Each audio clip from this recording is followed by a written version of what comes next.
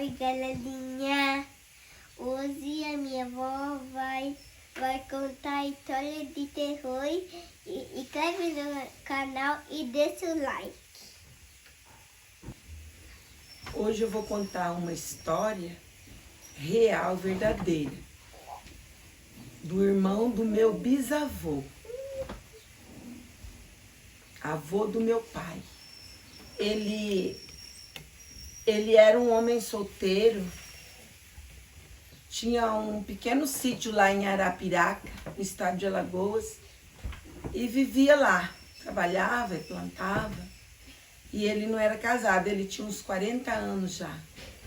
Daí ele conheceu uma mulher e ele foi morar junto.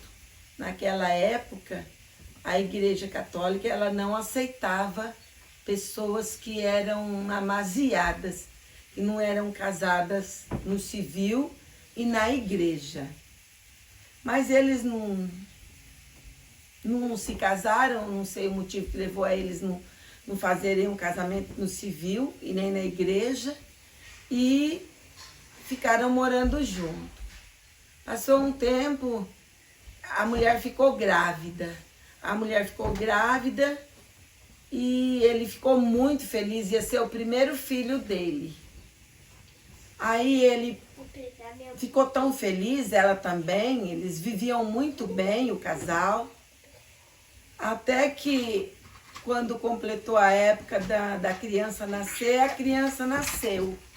Era uma menina, uma menina saudável, bonita.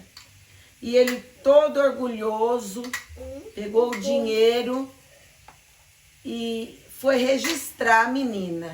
Escolheu o nome e foi registrar a menina. Quando ele chegou no civil, no cartório, ele falou que queria registrar a filha dele. Só que o tabelião foi registrar e aí pediu a certidão de casamento dele. Aí ele falou, eu não tenho de nascimento, mas eu não tenho de casamento. Ele falou, então eu não vou poder registrar a menina como filha legítima, mas sim como filho natural. Era assim que se registrava uma pessoa antigamente. Se os pais fossem casados, registrava como filho legítimo. Se fossem amasiados ou mãe solteira, registrava como filho natural da pessoa. E aí ele falou, não, eu moro com ela, é minha primeira esposa, eu sou o primeiro marido dela também, e eu sou o marido dela. Aí falaram, sim, a gente entende, só que nós não podemos registrar a menina como filha legítima, e sim como filha natural. Aí ele relutou bastante, mas como era a lei, ele teve que aceitar, registrar a menina como filha natural dele. Aí ele foi embora para casa muito triste. Aí quando chegou em casa, a esposa perguntou, registrou a menina, o registro tá certinho, o nome que a gente colocou tá certinho? Ele disse não. A menina não foi bem registrada, eles puseram como filha natural, não como filha legítima. Aí ela falou, por quê? Ele falou, porque a gente não é casado, então não pode. Aí ele falou assim, eu não tô feliz com isso, eu não quero desse jeito, eu não quero. E começou a falar aquilo.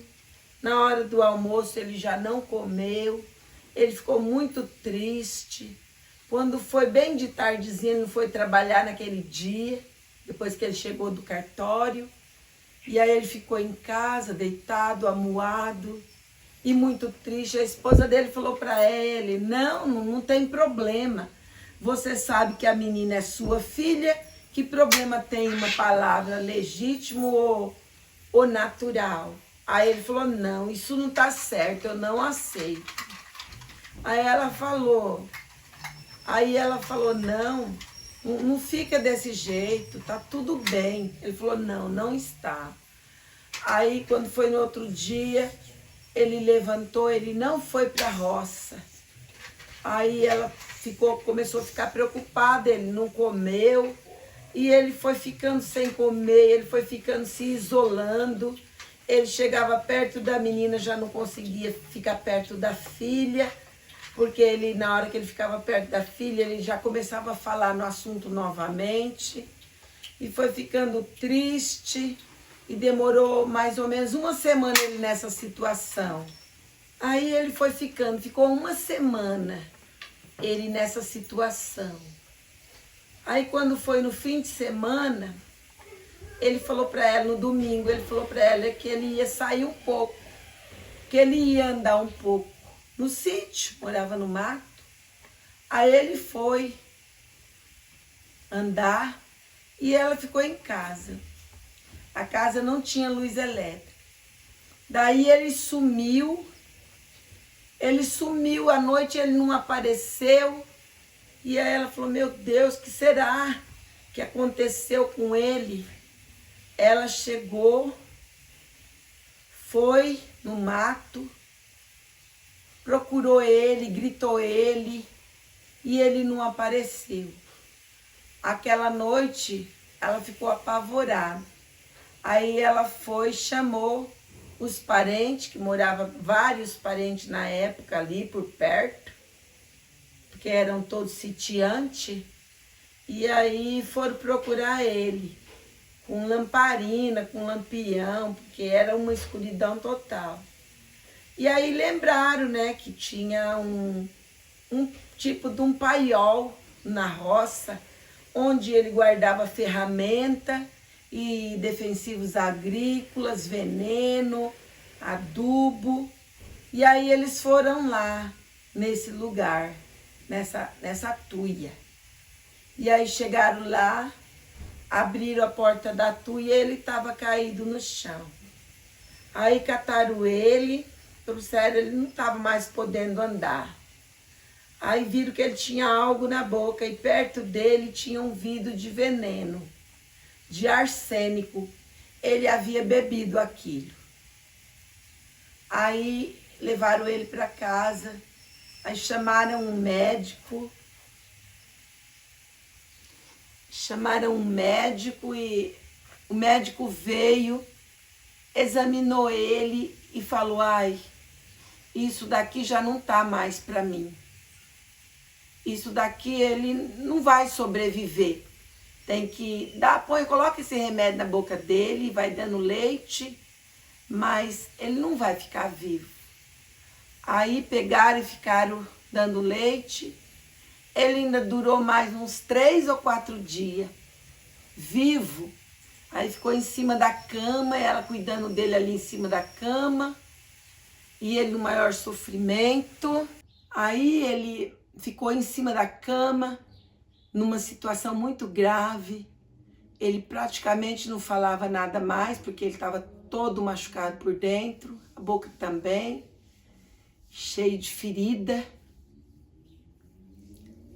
E ela ficou ali cuidando dele, né, sabendo que ele ia morrer, não ia ter jeito. Naquele tempo deles não tinha hospital. O hospital que tinha era em Salvador e eles não tinham condição de levar ele. Ele não ia aguentar a viagem, não valia a pena também, porque ele ia falecer. Aí ele ficou ali na cama. E aí tinha um corredorzinho para chegar na cozinha, e no fim do corredorzinho tinha o quarto do casal. E aí a minha tia, bisavó, ela estava ali com a criança dela na cozinha, preparando a comida, preparando um caldo para pôr na boca dele, um caldo coado, só para não deixar ele morrer de fome. E ele lá sofrendo, e ela também. E aí ela viu, era acho que umas 3, 4 horas da tarde, estava de dia. Ela viu um cachorro, entrou pela porta da sala e foi pelo corredor e entrou no quarto dele. O cachorro era terrível, tinha os olhos muito vermelhos, um cachorro muito grande, Um cachorro muito grande, aterrorizante. Aí ela viu aquele cachorro entrando no quarto, ela não sabia o que era. Ela pensou, meu Deus, entrou no quarto dele, esse cachorro vai matar ele. Aí, nessa altura, ele já estava com cheiro por causa do veneno, estava comendo ele por dentro. E aí ela foi no quarto. Ela foi no quarto, olhou por tudo e aí ela não viu nada. O quarto era limpo, só tinha cama e um guarda-roupinha. Ela olhou por tudo e não viu. Aí ela falou para ele, eu me esqueci o nome dele. Falou, marido, você viu um cachorro entrando aqui no seu quarto? Aí ele balançou a cabeça que sim. Ela falou, para onde ele foi? Ele mostrou que tinha entrado debaixo da cama. Aí ela pegou, olhou debaixo da cama. Não tinha nada, estava tudo limpo, normal. A janela estava encostada, a janela estava fechada, janela de madeira. Ela falou, não tem como ele sair daqui, tava... Aí ela olhou debaixo da cama e ela ficou com muito medo. Ela sabia que não era coisa natural, um cachorro natural, mas sim uma visão do mal, que aquele cachorro significava coisa ruim, coisa do diabo. Aí ela pegou e saiu do quarto, foi correndo, pegou a filha nos braços e aí ela ficou ali morrendo de medo, ficou rezando de pavor que ela estava. E aí ela teve a conclusão de que era o diabo que tinha vindo buscar ele, ver ele. Aí demorou umas 2, 3 horas após aquilo ter acontecido e ele agonizou e faleceu. Aí ela foi, chamou o povo, mas não deu tempo, não. Quando chegaram, ele já tinha falecido. Aí foram velar ele. Naquele tempo se velava dentro da própria casa, porque não tinha esses lugares de velar gente, não tinha esses velórios, nem público, nem pago, nem nada. Aí mandou fazer o caixão, que o caixão era feito na hora, de pau, de madeira pesada. E ele ficou ali, sendo velado até o sepultamento. Aí sepultaram ele. Aí ela falou para os parentes dela que ela não queria mais ficar na casa, que ela ia ficar na casa de alguém, depois ela ia vender a propriedade ou fazer outra casinha para ela morar com a criança, porque ela não tinha mais coragem de morar na casinha dela. E assim sucedeu. Ela foi morar na casa dos parentes, até que ela conseguiu se reerguer, porque naquela época o marido morria e não deixava nada para a esposa e para os filhos.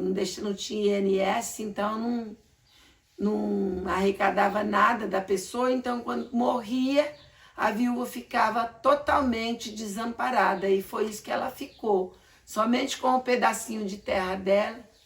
E aí ela foi levando a vida dela e não voltou mais para aquela casa nunca mais viu morador, porque todo mundo ficou com medo. Ficou lá até se diluir, se apodrecer e se acabar, porque era de madeira. Então é isso daí não é uma história inventada, mas é uma história da própria família minha, dos meus antepassados. E é isso, acabou. Obrigada.